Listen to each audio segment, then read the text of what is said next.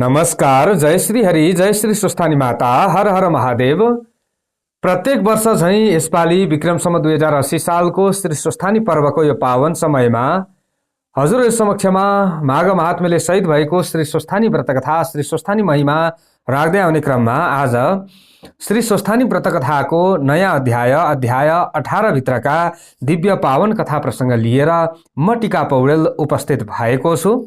श्रद्धापूर्वक हजुरहरूले पुरा श्री स्वस्थानी व्रतकथालाई श्रवण गर्दै हुनुहुन्छ, जहाँबाट हजुरहरूले जस्तो अवस्थामा भए पनि भक्तिभावले पुरा श्रवण गर्दै हुनुहुन्छ भने तपाईँ र तपाईँको परिवारमा अवश्य पनि भगवतीको कृपा आशीर्वाद मिल्ने नै छ र सबैलाई राम्रो होस्, सबैले चिताएका कामनाहरू परिपूर्ण हुन् र सबैका दुःख कष्ट पीर व्यथा सङ्कटहरू नाश हुँदै जाओस्। हामी निरन्तर यो कामना गरिरहेका छौँ, यो प्रार्थना गरिरहेका छौँ र यो प्रार्थना यो कामना हामीले निरन्तर गरि नै रहनेछौँ। आउनुहोस् सर्वप्रथम ध्यान गरौँ अनि कथामा प्रवेश गर्नेछौँ। ओम यं ब्रह्मा वरुणेन्द्र रुद्र मरुतः स्तुन्वन्ति दिव्यैः स्तवैर् वेदैः साङ्गपदक्रमोपनिषदैर् गायन्ति यं सामगाः ध्यानावस्थित तद्गतेन मनसा पश्यन्ति यं योगिनो यस्यान्तं न विदुः सुरासुरगणा देवाय तस्मै नमः। श्रीमच्चन्दनचर्चितोज्ज्वलवपुः शुक्लाम्बरा मल्लिका मालालङ्कृतकुण्डला प्रविलसन मुक्तावली शोभिता सर्वज्ञाननिदान पुस्तकधरा रुद्राक्षमालाकरा वाग्देवी वदनाम्बुजे वसतु मे त्रैलोक्यमाता चिरम्। मूकं करोति वाचालं पंगुं लंघयते गिरिं यत्कृपातमहं वन्दे परमानन्दमाधवम्। नमो भगवते तस्मै व्यासायामित तेजसे यस्य प्रसादाद् वक्ष्यामि नारायण कथामिमाम्। नारायणं नमस्कृत्य नरं चैव नरोत्तमं देवीं सरस्वतीं व्यासं ततो जयमुदीरयेत्। श्री स्वस्थानी परमेश्वरी को जय। सर्वप्रथम हजुरले जयकारा लगाउनु होला, कमेन्ट बक्समै भए पनि जयकारा लगाउन सक्नुहुन्छ। श्री स्वस्थानी माता को जय। अथ अष्टादशोऽध्यायः। कुमारजी आज्ञा गर्नुहुन्छ हे अगस्त्य मुनि। त्यसपछि श्री महादेवले विष्णुलाई बिदा दिई जालन्धरसित युद्ध गर्न लाग्नुभयो।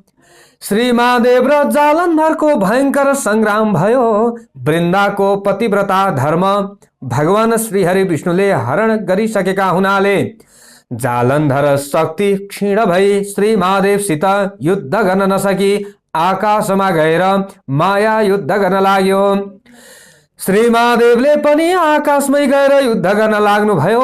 त्यसपछि जालन्धरको शक्ति क्षीण भएको जानी भगवान श्रीहरि विष्णुले वृन्दाको सत्य डगाइसकेछन् भन्ने ठानी तेजिलो त्रिशूल लिई तिनै नेत्रबाट अग्निको ज्वाला निकाली क्रोधपूर्वक जालन्धरको छातीमा श्री महादेवले प्रहार गर्नुभयो। त्रिशूल प्रहार गर्नुभयो। त्यस त्रिशूलको चोटले जालन्धरमरी अन्तपुरको चोकामा ठूलो शब्द गरेर पछारियो। त्यो चर्को शब्द सुनि वृन्दाले के को शब्द हो भनी हेर्न जाँदा आफ्नै स्वामी जालन्धर मरेको देखि अनेक प्रकारले विलाप गर्दै रोन लागिन्। र रुँदै भन्न लागिन्, हे स्वामी, मलाई यस्तो अवस्थामा एक्लै पारेर कहाँ जानुभयो? पापिष्ट विष्णुले छल गर्दा तपाईँको यो गति भयो र मेरो यो अवस्था भयो। तपाईँ बिना म प्राण राख्न सक्दिनँ। तपाईँ जहाँ जानुभयो म पनि उही जान्छु भन्दै केश फिजाई भगवान श्रीहरि विष्णुको मुखमा हेरेर भन्न लागिन्, हे पापिष्ट विष्णु, तिमीले छली मेरो पतिव्रता धर्म नष्ट गरिदिनाले मेरा स्वामीको यो गति भयो। अब म तिमीलाई श्राप दिन्छु। झार हुनु परोस्, घाँस हुन परोस्, कल्प वृक्ष भएर रहनु परोस्, ढुङ्गा भएर रहनु परोस्। यति 4 थोक श्राप दिए भनी आफ्ना स्वामीसित सती गई वृन्दाले देह त्यागिन। हे अगस्त्य मुनि, पतिव्रताको श्राप भगवान श्रीहरि विष्णुलाई लाग्यो र झार हुनु परोस् भनेकोमा तुलसी भएर रहनु पर्यो, घाँस हुनु परोस् भनेकोमा कुश भएर रहनु पर्यो, कल्प वृक्ष हुनु परोस् भनेकोमा पिपल भएर रहनु पर्यो, ढुङ्गा हुनु परोस् भनेकोमा शालिग्राम भएर रहनु पर्यो। यसैले तुलसी, कुश, पिपल र शालिग्राम नारायण रूप हुन् भनेर सबैले पूजा गरेको कारण पनि यही हो। हे मुनि, पतिव्रता धर्म भनेको ठूलो धर्म हो।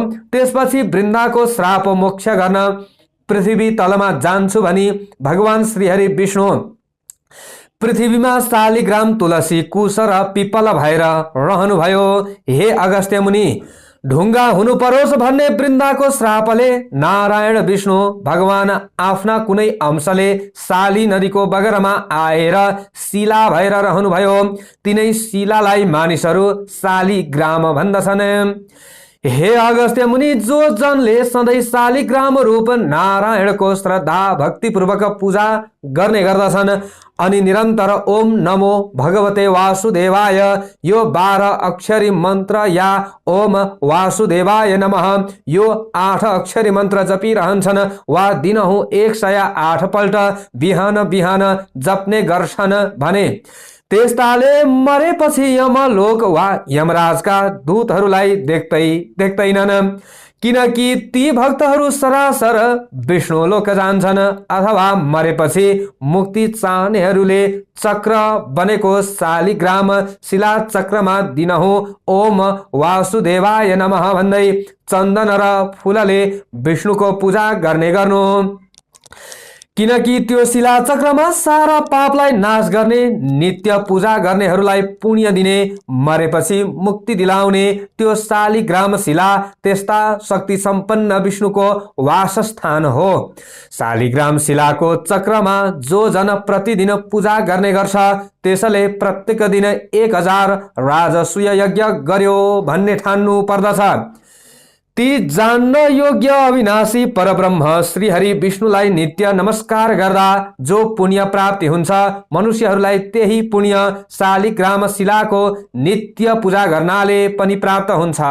जस्तै ठुल्ठुला काठमा आगो रहन्छ र कुनै मौकामा उसको शक्ति प्रकट हुन्छ, त्यस्तै प्रकारले हरि भगवान सर्वव्यापी हुनुहुन्छ तापनि शालिग्राममा उहाँको शक्ति प्रकाश प्रकट हुन्छ। हे अगस्त्य मुनि, जसले ठुला ठुला पाप गरेका छन् उसलाई शुभ कर्मको अनुष्ठान गर्ने अधिकार छैन। त्यस्ताले पनि शालिग्रामको पूजा गरे भने ती जन नरक जाँदैनन्। विष्णु भगवान लक्ष्मीमा रमण गर्दा पनि त्यति प्रमुदित हुनुहुन्न अनि आफ्नो पूर्व वैकुण्ठमा पनि त्यति रमाउनुहुन्न जति शालिग्राम शिला चक्रमा सदा उहाँ रमाउनुहुन्छ। जुन व्यक्तिले शालिग्रामको शिलामा बनेको चक्रमा हरिको पूजा गर्छ भने मानु उसले अग्निहोत्रीको आचरण गर्दै सागर पर्यन्तको भूमि दान गर्यो भन्ने ठाने हुन्छ। मनुष्यले एकैपल्ट पनि शालिग्राम शिलाको पूजा गर्छ भने त्यसका सबै पापहरू जसरी सूर्योदय भएपछि अन्धकार नाश हुन्छ त्यसै गरी नाश हुन्छन्। हे अगस्त्य मुनि, जसले शालिग्राममा बनेका 12वटा शिला चक्रको विधिपूर्वक पूजा गरेको छ, अब म तिमीलाई त्यसको प्रभाव बताउँछु। मन लगाएर सुन। सुवर्ण निर्मित कमलहरूद्वारा 12 कल्प पर्यन्त 12 कोटी शिवलिङ्गको पूजा गर्नाले जो फल मिल्छ त्यो फल 12वटा शालिग्राम शिलाको पूजा गर्नाले एकै दिनमा मिल्छ। फेरि जो व्यक्तिले भक्तिपूर्वक 100 शालिग्राम शिलाको पूजा गर्दछ त्यो व्यक्ति हरिको लोक श्री वैकुण्ठ धाममा चिरकालसम्म बसेर पृथ्वी तलमा जन्मी चक्रवर्ती राजा हुन्छ। काम क्रोध लोभले व्याप्त भएको जो कोही सज्जनले पनि शालिग्राम शिलाको पूजा गर्ने गर्यो भने त्यसका प्रभावले त्यो पनि हरिको लोक वैकुण्ठ धाममा जान्छ। जो मनुष्य सधैँ शालिग्राममा गोविन्दको पूजा गर्दछ त्यस्तो जन निश्चय नै प्रलय नभएसम्म अधोगतिमा प्राप्त हुँदैन। मनुष्यहरू बिना तीर्थ, बिना दान, बिना यज्ञ, बिना बुद्धि पनि शालिग्राम शिलाको पूजा गर्ने गर्नाले मुक्तिमा प्राप्त हुन्छन्। शालिग्राममा हरिको पूजा गर्ने जन उग्र पापी नै भए पनि पछि उसको न नरकवास न गर्भवास हुन्छ, न त ऊ किरा फट्याङ्ग्रा आदि कुत्सित योनिमा नै जन्मन्छ, अर्थात् त्यस्तो तिर्यक योनि यानि तेर्सो शरीर हुने योनिमा जाकिँदैन। दीक्षा विधान र मन्त्र जान्नेवाला जो जन सधैँ शालिग्राममा विष्णुको भगवान श्री हरि विष्णुको पूजा गर्दछन् भने त्यो जन वैकुण्ठ धाममा जान्छन्। शालिग्राम शिलाको जलले जो आफूलाई अभिषेक गर्दछ मानव उसले सबै तीर्थहरूमा नुहाएको हुन्छ र सबै यज्ञहरूमा दीक्षित भएको हुन्छ। गंगा, गोदावरी, रेवा आदि जो मोक्ष दिने नदीहरू छन् ती सब तीर्थसहित भएर शालिग्राम शिलाको जलमा निवास गर्छन्। तसर्थ नाना प्रकारका नैवेद्यहरूले, फूलहरूले, दीपहरूले, चन्दनहरूले र स्तोत्र पाठ, बाजा गाजा, गीत आदिहरूले शालिग्राम शिलाको पूजा गर्नुपर्दछ। कलियुगमा जो मनुष्य भक्तिपूर्वक शालिग्राम शिलाको उक्त विधानले पूजा गर्दछ भने त्यो मनुष्य हजारौं करोड वर्षसम्म हरिको निकटमा रमाउँदै रहन्छ। आफूले दर्शन गरिएका, पूजा गरिएका, स्तुति गरिएका करोडौं शिवलिङ्गहरूको जो फल मिल्छ त्यो फल एउटै पनि शालिग्राम शिलामा गरिएको दर्शन, पूजन, स्तवनले प्राप्त हुन्छ। जो मनुष्यहरू शालिग्राम शिलाबाट उद्भव विष्णु लिङ्गमा एकपल्ट पनि पूजा गर्दछन् ती जन अध्यात्म ज्ञान रहित भएका भए पनि मुक्तिमा प्राप्त हुन्छन्, यानि कि उनीहरूले मुक्ति प्राप्त गर्दछन्।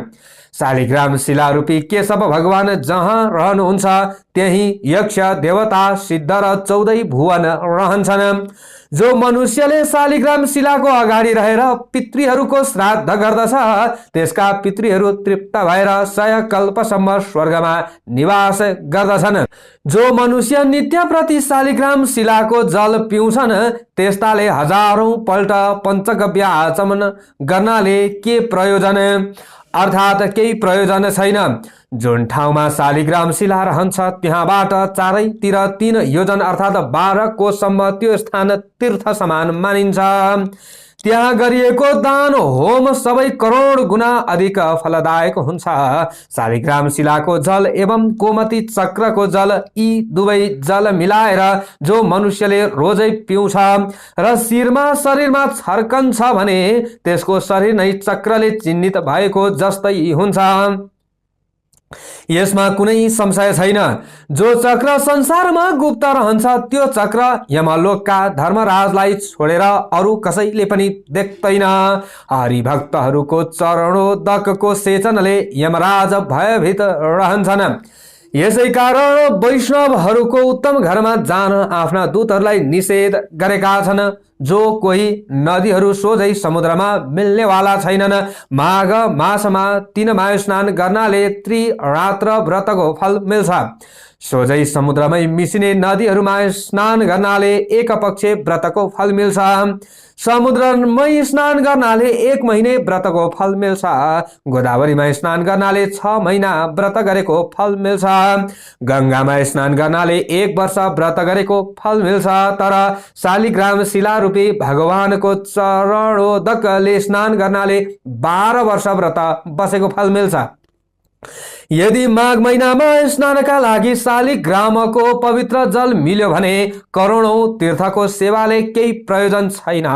जो मनुष्य आमाका दूधका साथमै मिलाएर शालिग्राम शिलाको जल एक थोपो मात्रै पनि पिउँछ भने त्यो मनुष्यले मोक्ष गतिलाई प्राप्त गर्छ अथवा त्यो मनुष्य मोक्ष हुन्छ।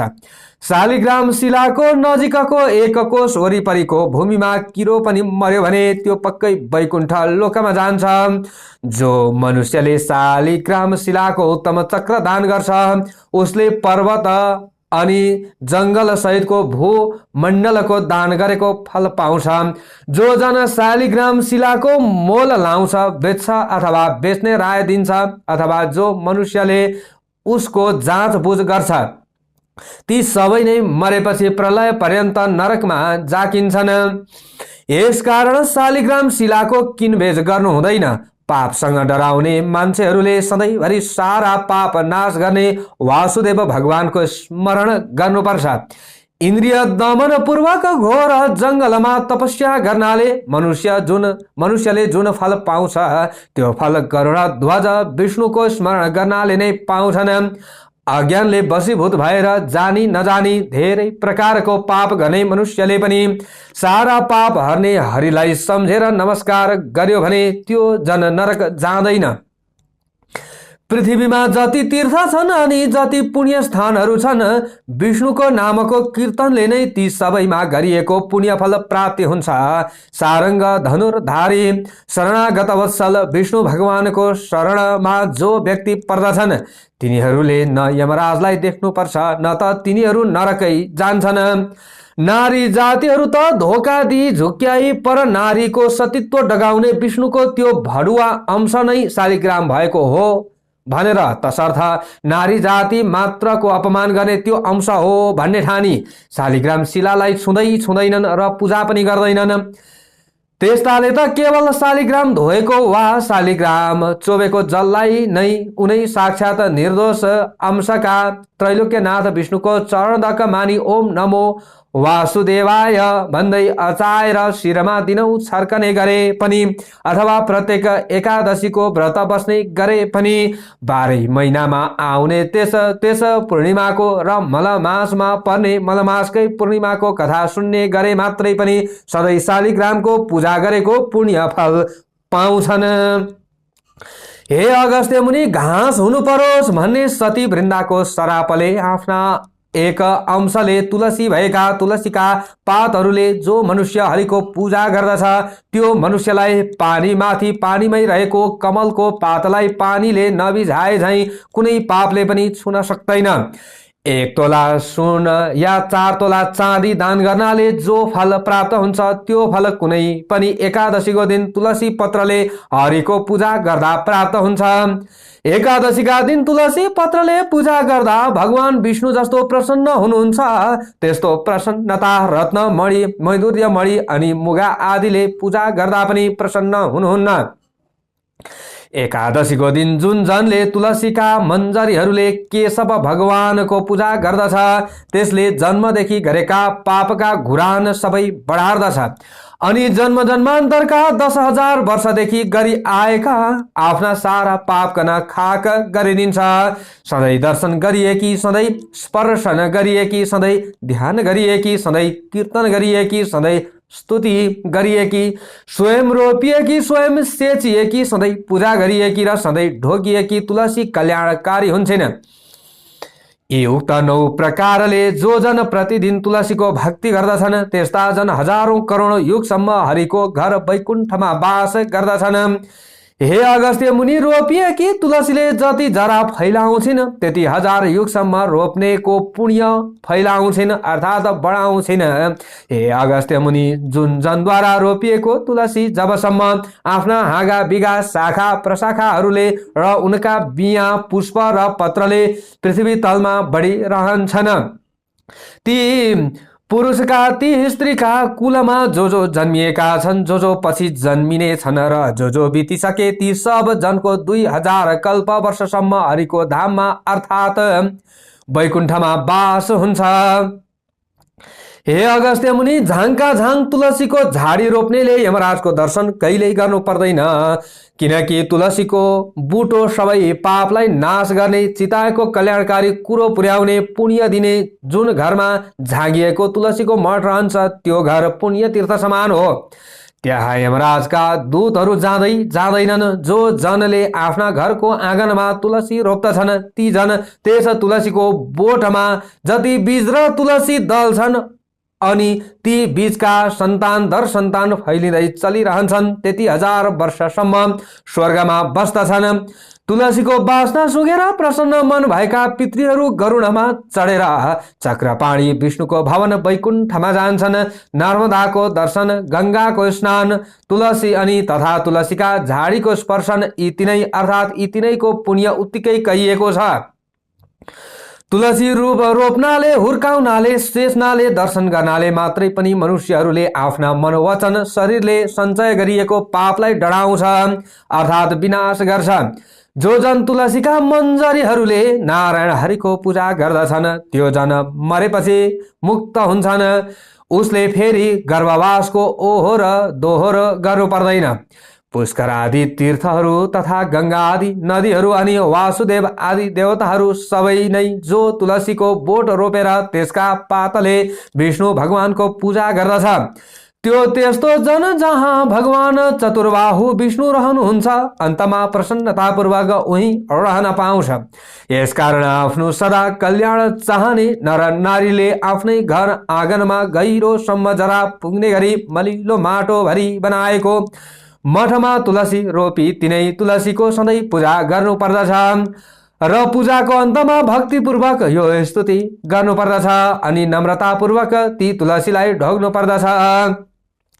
या दृष्टा निखिला घसम घसमनी स्पृष्टा वपु पावनी रोगाणा मभिवन्दिता निरसनी सिक्तान्तकत्रासिनी प्रत्यासन्न विधायिनी भगवतः कृष्णस्य सारोपिता न्यस्ता तच्चरणे विमुक्ति फलदा तस्यै तुलस्यै नमः। अर्थात जसको दर्शनले समस्त पाप समूह शान्त हुन्छ, जसलाई छुनाले शरीर पवित्र हुन्छ, जसलाई ढोग्नाले सारा रोगहरू नासिन्छन्, जसको जल मस्तकमा सेचन गर्यो भने यमराज पनि डराउँछन्, जसको पत्र शिरमा चढायो भने भगवान श्री कृष्ण को अत्यंत नजिकै बस्न पाउने गराउँछिन्, भगवानका चरण कमलमा चढाए भने मुक्ति दिलाउँछिन्, त्यस्तै तुलसीलाई नमस्कार छ। झार हुनु परोस् भन्ने सती वृन्दाको श्रापले कुश रूपमा झार हुनु भएको कुशमा विष्णुका अधिकांश शक्तिशाली शक्ति रहेका छन्। भाद्र कृष्ण औँसी अर्थात् कुशे औँसीका दिन जरै समेत उखेलेर राखेको कुश फेरि अर्को कुशे औँसी नआएसम्म पवित्रै रहन्छ। अरू दिन उखेलेको चाहिँ त्यसै दिनभरि मात्र पवित्र रहन्छ। कुश अत्यन्त पवित्र र पुण्यदायी झार हो।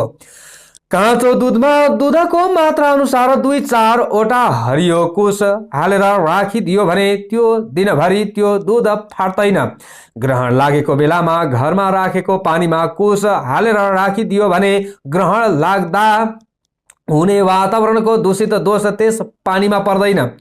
समस्त देव कार्यमा तथा समस्त पितृ कार्यमा अनि वेद मन्त्र, चण्डी मन्त्र जस्ता पवित्र मन्त्रहरूले कुनै वस्तुलाई मन्त्रने कार्यमा एवं वेदका मन्त्रहरू पढेर गरिने समस्त संस्कार एवं हवन कार्यहरूमा अनि प्रतिज्ञा गर्ने काममा, दान गर्ने काममा, संकल्प गरिने काममा, दिएको दिए गरिने महादानहरूमा कुश नभई हुँदैन। तिल, जौ, जल यी 3 शक्ति सहितका ब्रह्मा विष्णु महेश स्वरूप 3 टुक्रा कुश हातमा लिएर गरिएको समर्पण कार्य उसैले वा उसका सन्तानले फर्कायो वा खोस्यो भने त्यस्तो खोस्ने जनको अप्ताली नै पर्छ या दुर्गति हुन्छ। कुश छोएर वा लिएर झुटो बोले या क्रिया हाले त्यस्तालाई कोढ निस्कन्छ। वेदका मन्त्रहरूले मन्त्रेको कुशले मात्रै पितृहरू भाठौं पिण्ड पानीको सार तत्व र समाचार पुर्याउँछ। देवताहरूलाई हविको भाग दिलाउँछ। मन्त्रिएको वस्तुमा विष्णु शक्ति सम्पन्न गराउँछ अर्थात् हरेक पवित्र कार्यलाई सुसम्पन्न पार्दछ। कुश चोबेको जललाई विष्णुको चरणोदक नै मानिन्छ। यसै उसले कुशले जल छर्किएर अभिषेक गरिन्छ। अशुद्ध कसैले छोएर वा छोएर अशुद्ध भएको वस्तुलाई कुश जलले शुद्ध पवित्र पारिन्छ। यसकारण सबैले कुशलाई साक्षात विष्णु स्वरूप नै मान्दछन् र मान्नु पनि पर्दछ। पहिलेका राजाहरूले देवी देवताको पूजा आजा चलाउन कुश समाधि दान गरेको भूमि पछिकाले हडपेर भोग गरे अथवा रैकरमा गावे भने त्यस्ताहरूको पनि 40 वर्षभित्रै चिल्ली बिल्ली बिचल्ली हुन्छ। तसर्थ कुशको अपमान गर्नु साक्षात विष्णुको नै अपमान गर्नु जस्तै हुन्छ, किनकि प्रत्येक वनस्पतिमा सधैँ कुनै न कुनै गुण अवश्य रहेको हुन्छ, त कुशमा साक्षात विष्णु नै रहनु भएको हुन्छ। त्यसैले तिलजौ जल सहितको कुश पक्रेर संकल्प गर्दा पहिले हरि ओम तत्सत भनिन्छ, अर्थात् ओम माने सत्व रज तम मिलेको शक्ति ओम नै हरि यानी विष्णु हो, तत् माने त्यो विष्णु नै सत यानी सत्य वस्तु हो। तसर्थ त्यो कुश रूप विष्णुलाई समातेर म यो संकल्प गर्दैछु। त्यसरी संकल्प गरेको वस्तु जो हडप छ त्यो अवश्य नासिन्छ। सती वृन्दाको रुख हुनु परोस् भन्ने सत्य श्रापले गर्दा विष्णु यानी कि आफ्नो कुनै एक अंशले विष्णु भगवान पिपलको रुख हुनुभयो। तसर्थ पिपलको रुखलाई मान्छेहरू साक्षात विष्णु रूप जस्तै ठानेर नर वा नारी सबैले प्रयत्नपूर्वक प्रत्येक शनिश्चरबार मात्र पूजा गर्ने गरून्। जीवनमा बार बार नसके पनि एकपल्ट त शनिबारको दिन पारेर यथाशक्ति गरी पिपलको प्रदक्षिणा 1 लाख अवश्य पुर्याउन्। पिपलको फल पाकेको महिनामा बन्द्या नारीले यदि शनिबारको दिन पारी पिपलको रुखमनि विधिपूर्वक राधा दामोदरको यानी लक्ष्मी नारायणको पूजा गरून् र राधा दामोदरको स्वरूप मानेर ब्राह्मण दम्पतिलाई श्रद्धा भक्तिपूर्वक यथेष्ट भोजन गराई दक्षिणा दिइसकेपछि नबोलिकन एकदम मौनतापूर्वक आफू पनि भोजन गरून्। त्यसपछि आउने कुनै दिन पनि पर सरेको चौथो रात बितेको भोलिपल्टको दिनमा गाईको दुधमा पिपलका पाकेका फल 2 तोला जतिको खीर पकाएर त्यो दिन त्यो खीरमा त खाउन् त एकदम बन्द्या नारी पनि छोरै पाउने गरी सिधा अंग प्रत्यङ्गका पति सम्मोगले गर्भिणी हुन्छ भने अरू छोरी मात्र पाउनेको त कुरै छैन। त्यस्तै प्रति शनिबार पिपलको पूजा गरेर फलामको दक्षिणा चढाउनाले 7.5 का शनि दशा हुनेलाई शनिश्चरले पिर्दैनन्। अनि पिपलको पूजन दर्शन स्पर्शन प्रदक्षिणा यी सबै शनिश्चरबार मात्रै गर्नुपर्छ, किनकि पिपलको रुखमा मात्रै शनिश्चरले टिक्ने ठाउँ पाएकाले अरू बार गर्यो भने शनि रिसाउँछन् र त्यो पूजन आदि गर्ने मनुष्य सदा महादरिद्र रहन्छन्, किनकि पिपलको वृक्षमा शनिश्चरको पनि वास र अरू भूत प्रेत पिशाच राक्षस साकिनी डाकिनी आदिको वास पनि छ। तिनीहरूलाई त्यहाँ बस्नका लागि भगवान विष्णुले नै अभयदान दिनुभएको छ।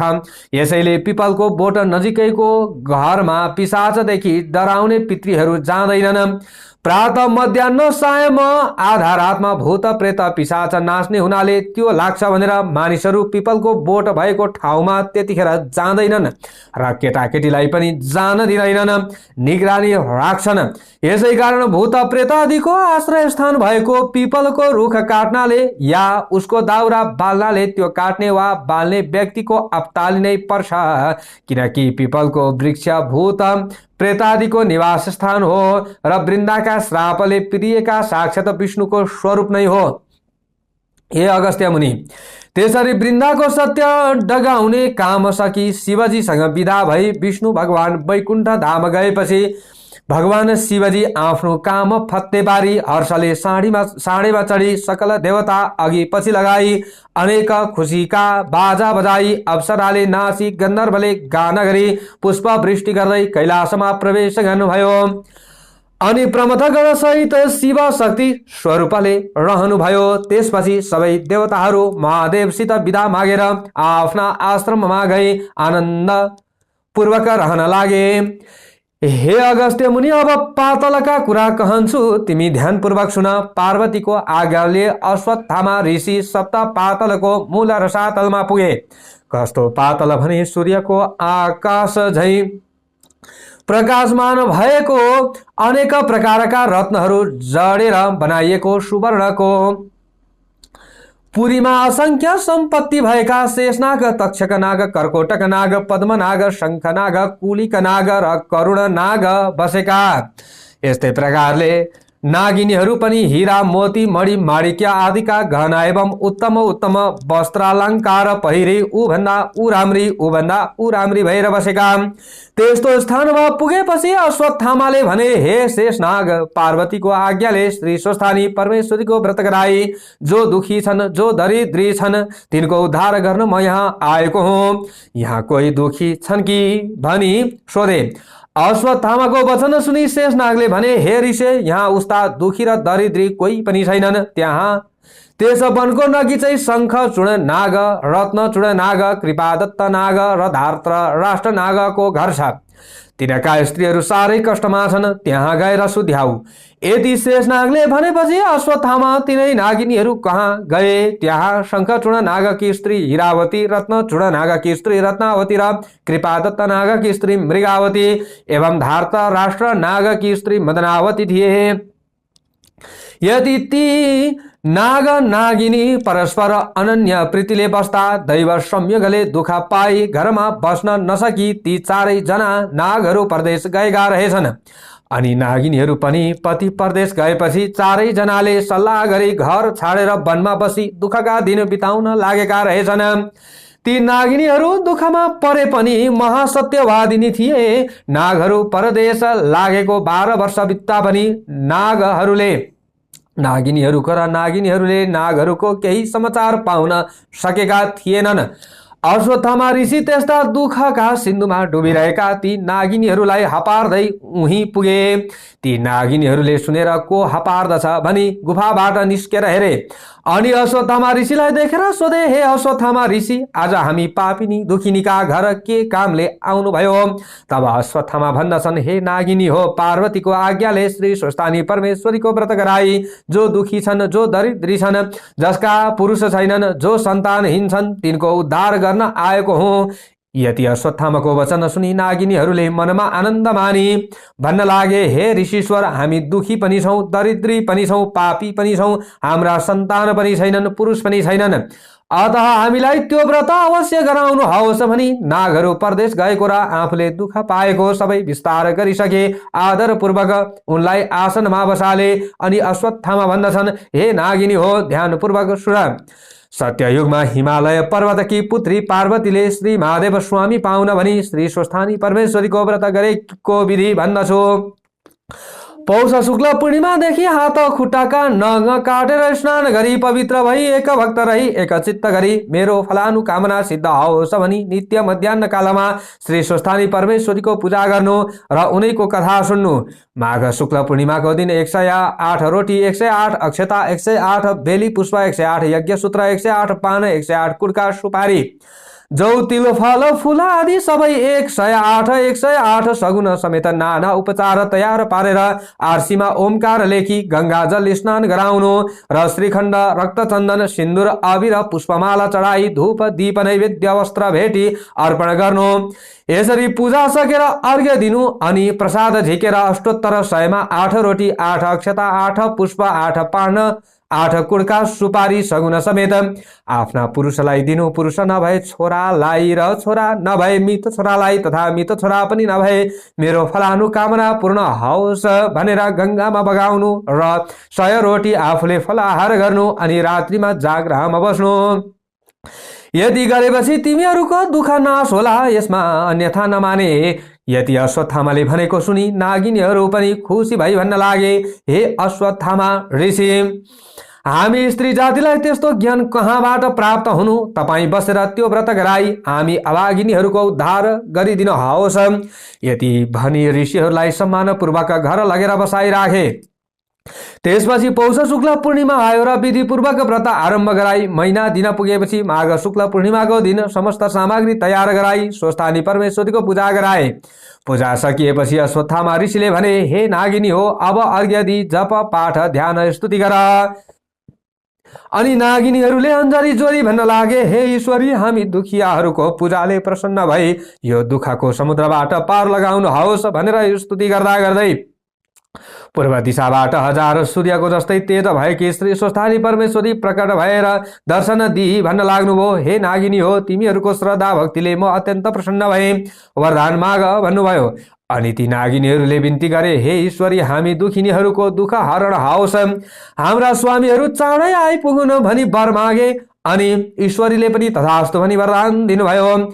त्यसपछि प्रसाद झिक्न लाग्दा श्री स्वस्थानी परमेश्वरीको व्रतको प्रभावले परदेशबाट नागहरू आइपुगे र नागिनीहरूले मनमा आनन्द मानी धन्य धन्य स्वस्थानी परमेश्वरी भनी प्रसाद झिकेर 8 रोटी 8 अक्षता 8 बेली पुष्प 8 पान 8 कुड्का सुपारी सगुना समेत आफ्ना पतिलाई दिएर दण्डवत प्रणाम गरे। अनि अश्वत्थामा ऋषिलाई भोजन गराई दक्षिणादि विदा गरे। त्यसै दिनदेखि ती नाग नागिनीहरू असंख्य सम्पत्ति पाएर आनन्दले रहँदा भए। इति श्री स्कन्द पुराणे केदारखण्डे माघ महात्म्ये कुमार अगस्त्य संवादे श्री स्वस्थानी परमेश्वर्या व्रत कथायाम नागिनी व्रतकरणम नाम 18 अब अन्तिमको पुष्पाञ्जलि श्रवण गर्नुहोला। ओम उपनयतु मंगलम वह सकल जगन मंगलालय श्रीमान दिनकर किरण निबोधित नव नलिन दल निभेक्षण कृष्ण काले वर्षतु पर्जन्य पृथिवी सस्यशालिनी देशोऽयं क्षोभरहितो ब्राह्मणः सन्तु निर्भयाः अपुत्रः पुत्रिणः सन्तु पुत्रिणः सन्तु पौत्रिणः निर्धनः सदनः सन्तु जीवन्तु शरदां शतम्। तत्रैव गंगा यमुना च तत्र गोदावरी सिन्धु सरस्वती च तीर्थानि सर्वाणि वसन्ति तत्र यत्राच्युतोदार कथा प्रसंगः या कुन्देन्दु तुषार हार धवला या शुभ्रवस्त्रावृता या वीणावरदण्डमण्डितकरा या श्वेत पद्मासना या ब्रह्माच्युत शंकर प्रभृतिभिर्देवैः सदा वन्दिता सा मां पातु सरस्वती भगवती निःशेषजाड्यापहा कायेन वाचा मनसेन्द्रियैर्वा बुद्ध्यात्मना वा प्रकृति स्वभावात् करोमि यद्यत् सकलं परस्मै नारायणायेति समर्पयेत्। ओम श्री स्वस्थानी परमेश्वर्यै नमः।